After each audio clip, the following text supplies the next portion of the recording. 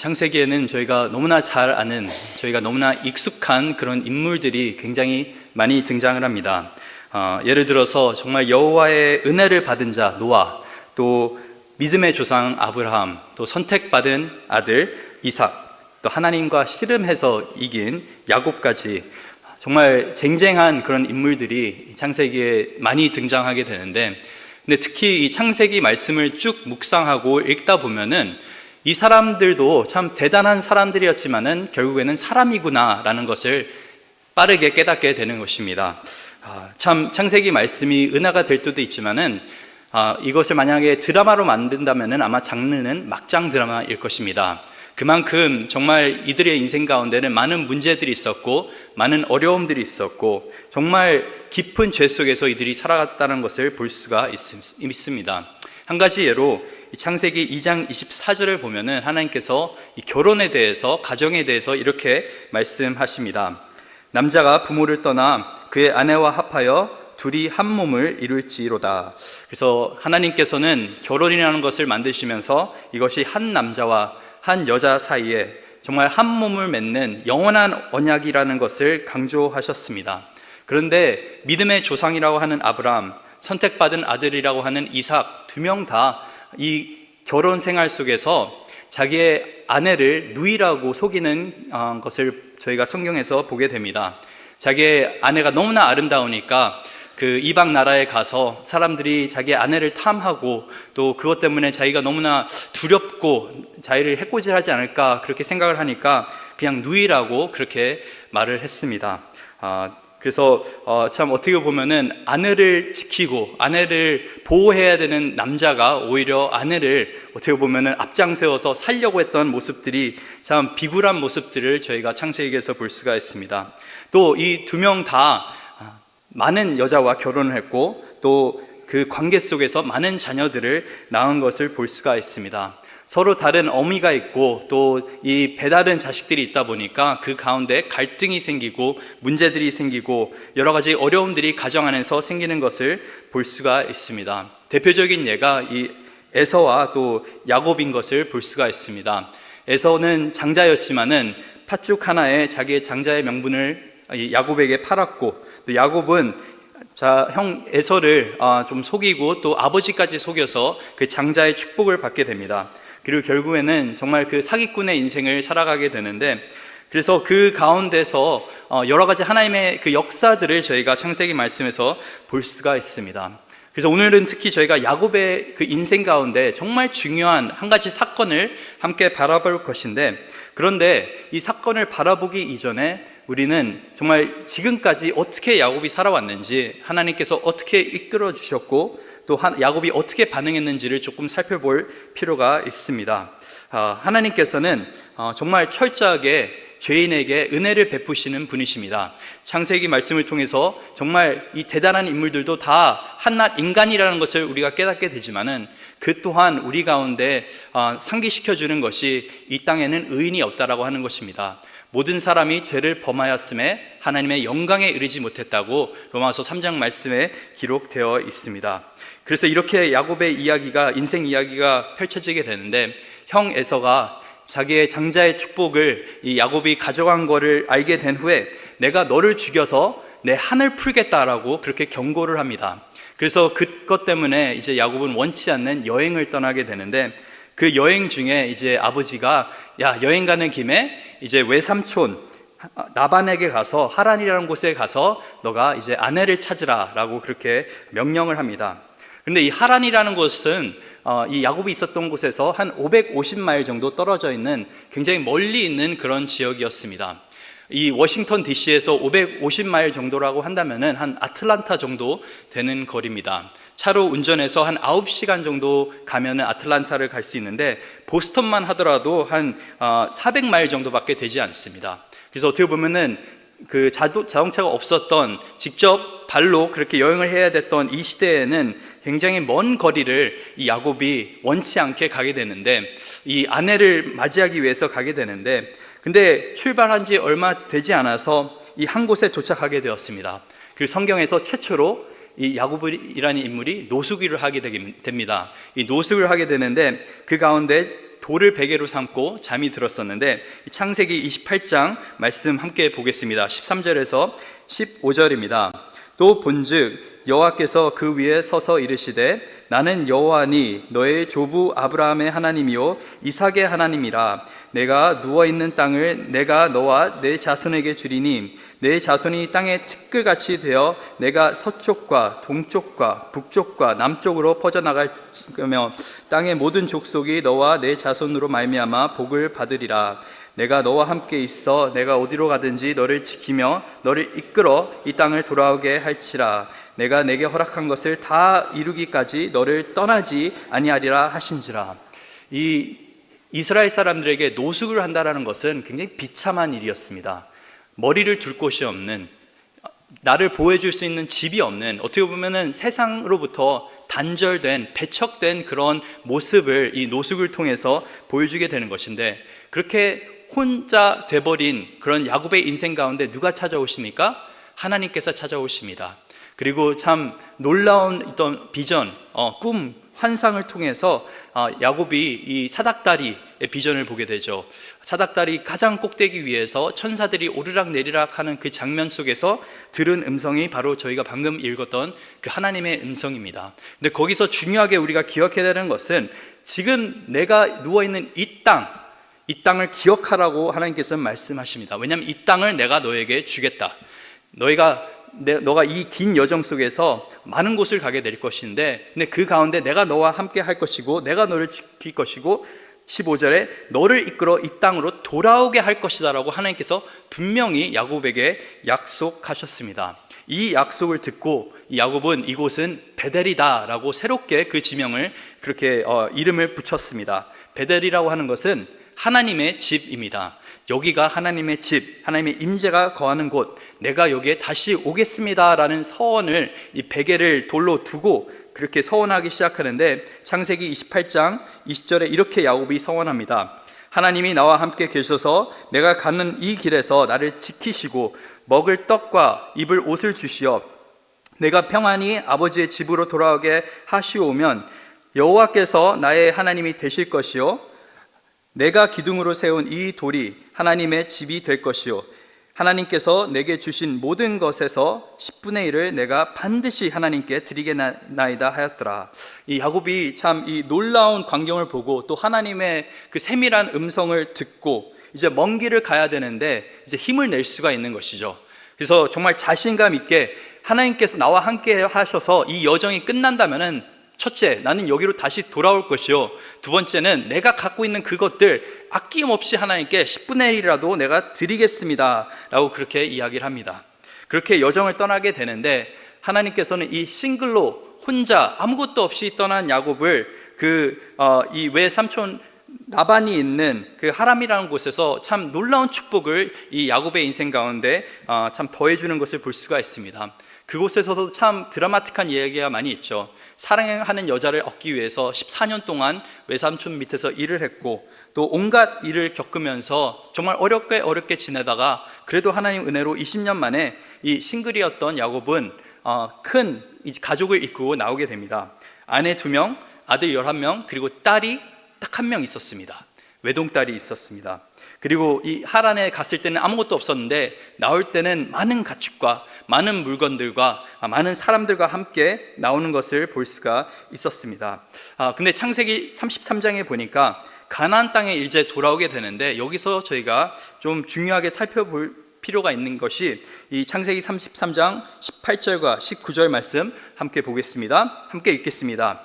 야곱이 밧단 아람에서부터 평안히 가나안 땅 세겜 성읍에 이르러 그 성읍 앞에 장막을 치고 그 장막을 친 밭을 세겜의 아버지 하몰의 아들들의 손에 백크시타에 샀으며, 백크시타라고 하는 것은 그때 당시에 어떤 화폐였습니다. 근데 중요하게 살펴봐야 되는 것은 이 하나님의 은혜로 다시 가나안 땅에 돌아오게 되었는데, 그 가운데 또 저희가 말하지는 않았지만은 에서와 또 화해를 하고 다시 정말 그 깊은 관계 속에서 그렇게 회복이 되는 것들도 경험하게 됐는데, 근데 정작 지금 야곱이 돌아온 곳은 어디입니까?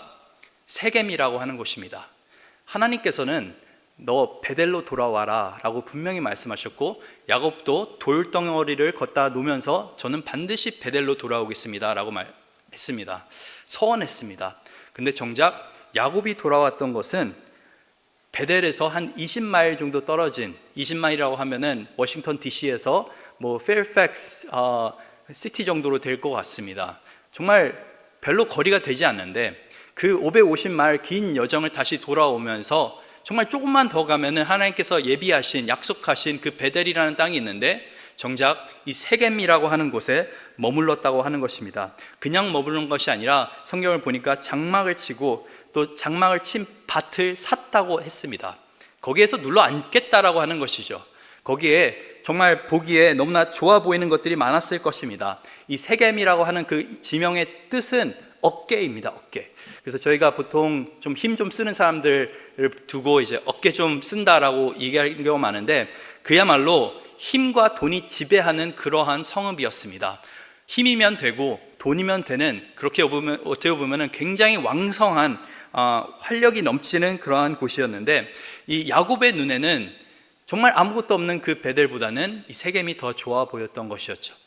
그래서 이것이 더 안전해 보이고 편안해 보이고 또 많은 식구들이 있으니까 이제는 조금 정착하기도 좋을 것 같고 비즈니스의 기회도 있을 것 같고 이제 많은 가축들이 있으니까 또 사람들과 왕래하면서 조금 내 재산을 키우고 싶은 마음도 있고, 그래서 결국에는 하나님께서 예비하신, 약속하신, 하나님께 자기가 다시 돌아오겠다 한 그 베델에 가지 아니하고 20마일 짧은 그 세겜에 머물게 됩니다. 그야말로 아마 야곱은 그래도 내가 가나안 땅으로 돌아왔는데, 그래도 어느 정도 가까이 왔는데 이만하면 됐지라는 생각을 가지고 아마 복귀했을 겁니다. 이만하면 됐지라고 하는 것이 신앙생활 속에서 굉장히 위험한 생각인 것입니다. 적당히 어느 정도 그래 이만하면 됐어라고 하는 그 생각들이 정말 순간순간마다 우리 마음 가운데, 우리 생각 가운데 찾아오게 되는데, 그것은 하나님의 뜻이 아니라 그건 결국에 사탄의 계략인 것입니다. 사탄은 우리로 하여금 하나님의 뜻을 완전히 거부하게 만들지 않습니다. 그냥 하나님의 뜻을 적당히 믿고 적당히 순종하고 그냥 어느 정도 신앙생활하는 것을 유지하는 것을 사탄은 기뻐합니다. 청년들 중에 연애할 때 특히 이렇게 말하는 사람들이 있습니다. 조금 청년들이 연애할 때 정말 그냥 연인인데도 부부같이 지내는 분들이 굉장히 많습니다. 매일같이 통화하고 매일같이 만나고 같이 서로의 집에 가서 먹고 어떤 때는 자고, 그런데 그런 분들이 하는 말이 있습니다. 그래도 내가 잠자리는 같이 하지 않았는데, 내가 끝까지 가지는 않았는데 하면서 그래도 이만하면 됐지. 다른 사람들은 뭐 같이 자고 결혼 전에 애도 낳고 그러는데 이 정도면 목사님 됐죠. 그래도 교회 안에서 누굴 만나고 교회 안에서 적당히 이 정도 했으면 됐죠. 또 어떤 분들은 이 결혼 생활 속에서 에베소서 5장에서 분명히 이 남편은 아내를 그리스도가 교회를 사랑했듯이 아낌없이 정말 자기를 희생하면서 사랑하라고 했는데, 그리고 아내에게는 정말 교회가 그리스도에게 순종하는 것처럼 남편을 세워주고 믿어주고 남편을 따라주고 또 도우면서 그렇게 지내라고, 그리스도의 그 놀라운 그 복음의 원리가 이 결혼이라고 하는 그 놀라운 그림 속에 담겨져 있는데, 그렇게 하지 않고 그래도 내가 술을 안 마시는 게 다행인 줄 알아라 라고 생각하는 경우가 있습니다. 내가 그래도 밖으로 싸돌아다니지 않고 아니면은 친구들 만나지 않고 내가 카드 긁지 않고 이 정도 사는 것 감사해라 라고 생각할 수도 있습니다. 야, 교회 같이 나가는 거, 같이 옆에 앉는 것만으로도 감사해야지. 다른 사람들은 더 한 것도 이 부부 사이에서 이루어지게 되는데, 이만하면 됐지라고 하는 생각인 것입니다. 우리가 자녀를 키울 때도 그렇습니다. 정말 하나님께서 신명기 6장 말씀대로 부지런하게 말씀 교육을 시키고 말씀 안에서 자녀를 양육하고 믿음의 본이 되라고 부모에게 그렇게 명령하셨는데, 우리는 굉장히 자주 그래도 내 자녀가 교회는 나와서 다행이다. 그래도 기도는 밥 먹기 전에 하니까 다행이다. 어떻게 보면은 점점 이 부모로서 아이를 양육하는 것이 힘드니까 그 기준을 점점 낮추는 경우가 굉장히 많이 있습니다. 그러면서 다른 아이들을 바라보면서 저희 아이는 그래도 교회는 안 나가고 저 아이는 뭐 술 담배하고 막 그러면서 비교하기 시작하는 것이죠. 다시 이만하면 됐지라고 하는 생각에서 나오는 것입니다. 이만하면 됐지라고 하는 그 생각 때문에 야곱은 끝까지 베델까지 가지 아니하고 세겜 땅에 머물게 되었었는데, 근데 참 재밌는 것은 창세기 33장 20절에 보니까 이렇게 적혀 있습니다. 거기에 제단을 쌓고 그 이름을 엘 엘레헤 이스라엘이라고 불렀다고 합니다. 엘 엘로헤 이스라엘이라고 하는 것은 하나님, 이스라엘의 하나님이라는 뜻입니다. 무슨 말입니까? 하나님의 뜻을 끝까지 순종은 안 했는데 아직까지 종교적인 모습은 있다라고 하는 것입니다.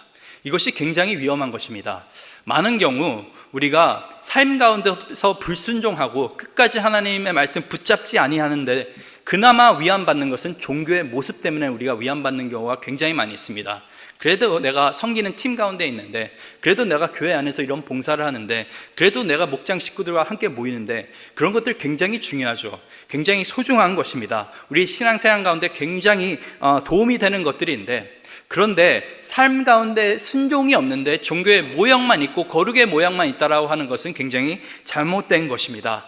종교의 모습으로 나의 신앙을 덮으려고 하는 것이 아니라 우리는 철저하게, 겸손하게, 또 솔직하게 하나님 앞에서 내 신앙을 고백하면서 또 점검하면서 살아가야 되는 줄 믿습니다. 그래서 세겜이라고 하는 그 곳은 적당히 신앙생활한 그 야곱의 그 모습을 담고 있는 것입니다.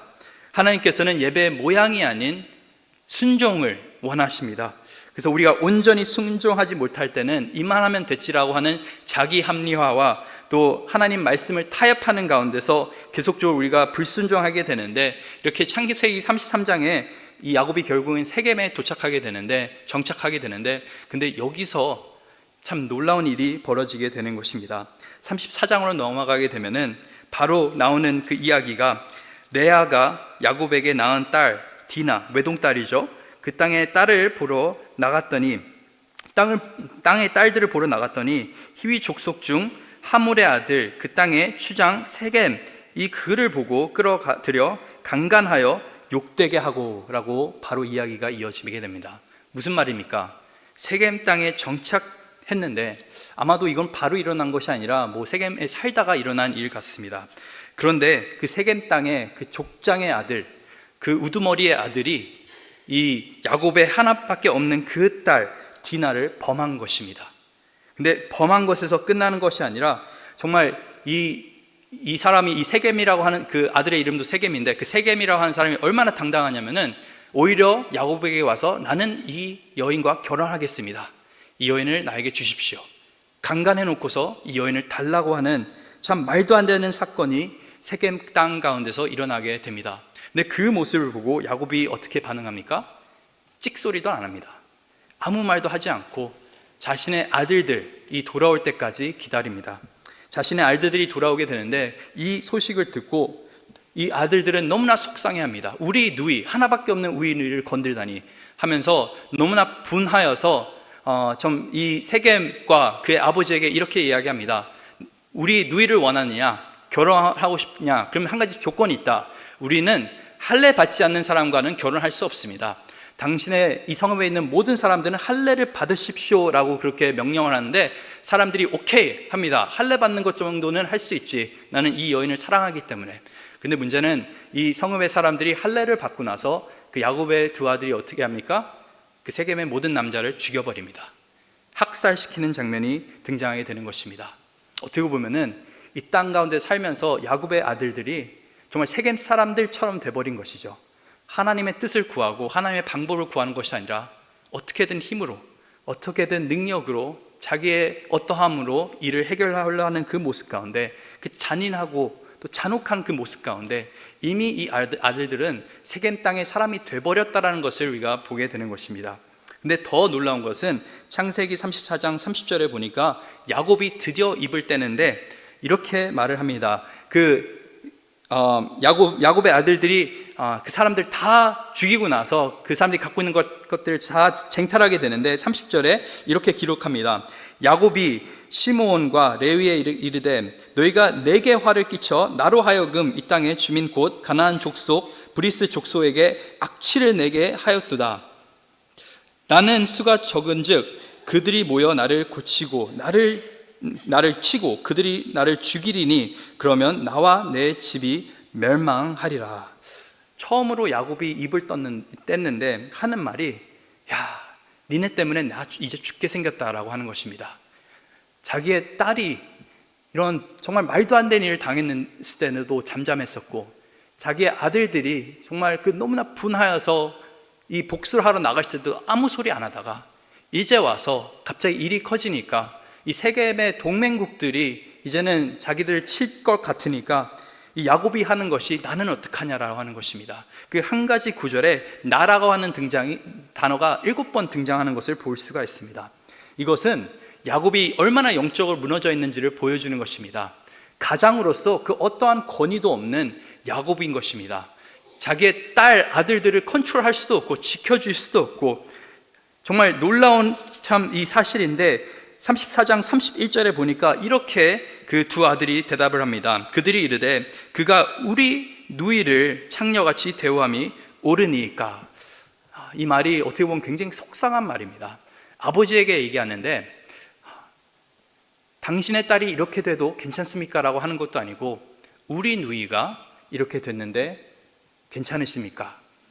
당신은 이 사람을 딸로도 안 본다라고 하는 것입니다. 그만큼 가장으로서 너무나 무너져 있는, 가정이 무너져 있는 상황을 보게 되는데, 근데 다시 돌아가서 이 일이 왜 일어났습니까?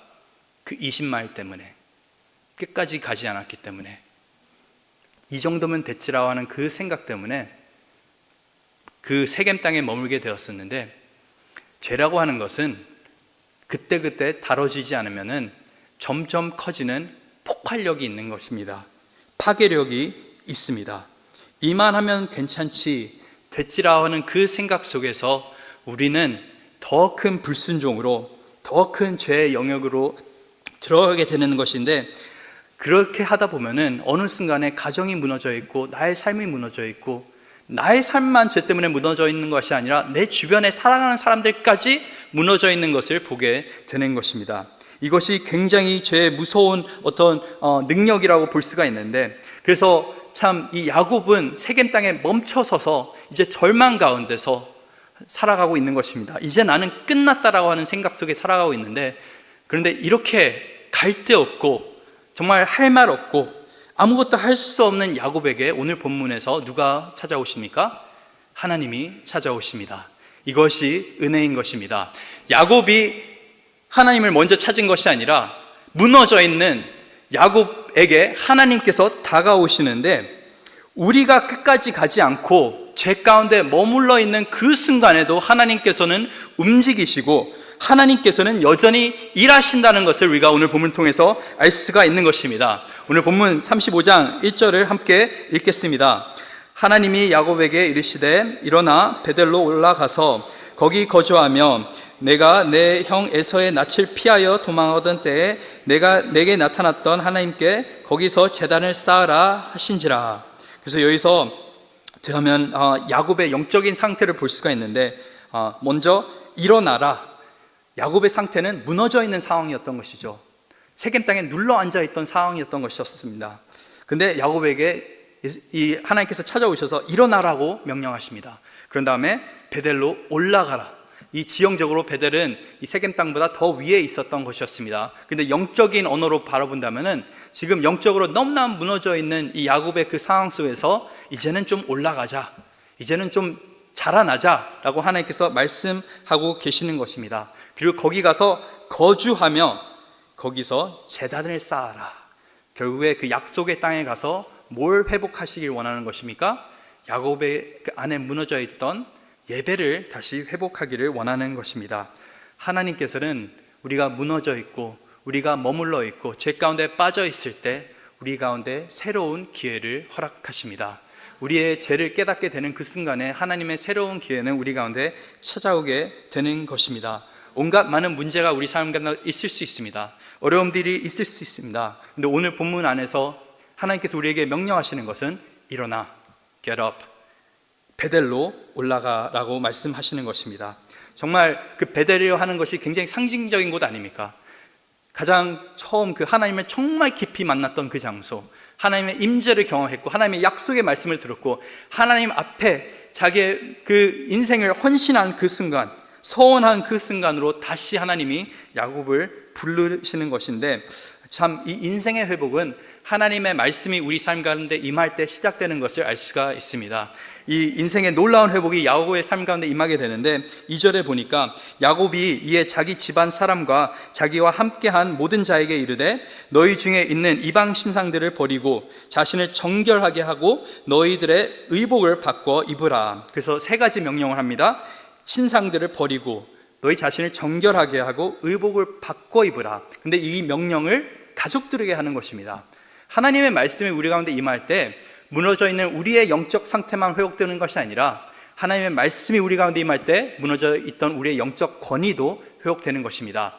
정말 땅바닥으로 무너져 있던 그 가장으로서의 권위, 아무 말도 할 수 없고 딸을 지켜줄 수도 없고 아들들을 컨트롤할 수도 없고 가르칠 수도 없었던, 정말 가장으로서 너무나 별 볼 일 없었던 그 야곱 그 인생 가운데 하나님의 그 말씀이 회복되니까 가장으로서 권위가 서는 것입니다. 이렇게 선포했을 때 그 모든 가족들이 다 따르는 것을 볼 수가 있습니다. 특히 우리 남편분들에게 한번 제가 말씀드리길 원합니다. 우리가 남자로서, 남편으로서 하나님께서 정말 가정을 잘 이끌라는 소명을 허락했는데 그 소명은 우리가 힘으로, 우리의 능력으로 할 수 있는 것이 아닙니다. 하나님 말씀을 의지해서 할 수 있는 줄 믿습니다. 우리가 철저하게 하나님 말씀을 붙잡고 그 말씀에 순종했을 때 그 말씀이 우리 삶 가운데 흘러 넘칠 때 영적인 권위가 쓰는 것입니다. 단순하게 우리가 사람들을 억압하면서, 가족원들을 억압하면서 이끄는 것이 아니라 영적인 그 능력을 가지고 리드할 수 있는 것입니다. 그래서 정말 자동적으로 세워지는 이 권위를 바라보게 되는데 4절에 보니까 이 명령을 듣고 그들이 자기 손에 있는 그 모든 이방 신상들과 자기 귀에 있는 귀고리들 야곱에게 주는지야 야곱이 그것들을 세겜 근처 상수리 나무 아래에 묻었다라고 성경이 기록합니다. 그 사람들이 신상과 또 귀걸이와 또 갖고 있던 옷까지, 그 보통 옷을 이 상징적인 것인데 옷은 보통 정체성을 나타냅니다. 저희가 정말 군복을 입은 사람은 군인인 것이고 경찰복을 입은 사람은 경찰인 듯이 우리가 참 하나님의 그 거룩한 옷, 백성으로서 하나님의 그 거룩함을 입고 살아가야 되는데, 그런데 그 거룩함을 전혀 입지 아니하고 이 야곱과 그 자손들은 그냥 세겜 땅의 옷을 입고 살았던 것입니다. 세겜 땅에 있던 귀걸이를 달고 살았던 것이었고 또 많은 우상들을 갖고 살았었는데 그것들을 이제는 상수리 나무 아래에 묻어두고 이제 새로운 기회를 통해서 새로운 출발을 하게 되는 것을 볼 수가 있습니다. 오늘 본문 5절입니다. 그들이 떠났으나 하나님이 그 사면 고울로 크게 두려워하게 하셨으므로 야곱의 아들들을 추격하는 자가 없었더라. 야곱과 그와 함께한 모든 사람이 가나안 땅 루스 곧 베델에 이르고 그가 거기서 제단을 쌓고 그곳을 엣베델이라 불렀으니 이는 그의 형의 낯을 피할 때 하나님이 거기서 그에게 나타나셨음이로라. 그래서 하나님께서 다시 야곱을 베델로 부르시는데 그 여정 가운데 야곱이 걱정했던 그 많은 족속들, 그 이방 사람들, 우리가 나가면 세겜을 우리가 무너뜨렸기 때문에 이들이 우리를 공격할 텐데, 근데 하나님께서 그들을 보호해 주셨습니다. 하나님께서는 새로운 출발을 우리 가운데 허락하실 때는 우리에게 정말 그 큰 능력과 또 보호하심도 함께 주시는 줄 믿습니다. 그래서 이렇게 참 하나님의 은혜로, 전적인 하나님의 일하심으로 베델 땅에 다시 돌아오게 되는데 그곳에서 새로운 출발을 하는 가운데서 새로운 이름을 이제 야곱이 받게 됩니다. 본문 10절입니다. 하나님이 그에게 이르시되 내 이름이 야곱이지만은 내 이름을 다시는 야곱이라 부르지 않겠고 이스라엘이 내 이름이 되리라 하시고 그가 그의 이름을 이스라엘이라 부르시고. 이제 어느 날 저희 첫째 아이가 집에 돌아와서 저에게 질문을 했습니다. 아빠 이름의 뜻은 뭐야? 라고 질문했습니다. 학교에서 뭘 배웠나 봅니다. 그래서 자기의 이름의 뜻은 Timothy, the one who honors God, 하나님을 경외하는 자. 또 Luke라고 하는 것은 하나님의 빛을 비추는 자. Irene, 저희 둘째인데 Peace라고 하는 단어입니다. 그래서 이런 참 좋은 이름의 뜻들이 있는데 저에게 물었습니다. 아빠 이름 제임스는 뭐야? 제임스는 구약의 야곱과 동일한 거야. 그래서 야곱의 뜻이 뭔데? 하고 물으니까 야곱의 뜻은 뒤꿈치를 잡는 자.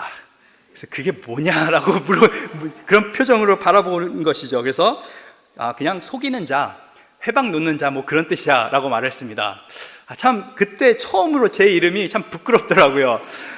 우리 아버지 어머니께서 이 야고보서를 읽으시면서 큰 은혜를 받으셔서 저를 이제 제임스라고 지어주셨는데, 근데 가만 생각해 보니까 참 제임스라고 하는 이름이 그 이름의 뜻 자체는 그렇게 좋지 않습니다. 그래서 야곱의 이름을 하나님께서 이렇게 바꿔주시는 걸 보게 되는데, 이 이스라엘이라는 그 이름의 뜻은 무엇입니까? 하나님과 겨루어 이겼다. 근데 하나님과 겨루어서 이긴 거라기보다는 하나님께서 야곱에게 이길 수 있게 허락해 주신 것이죠. 그래서 하나님께서 이기게 하신 자, 승리케 하신 자라는 뜻을 갖고 있는 것입니다.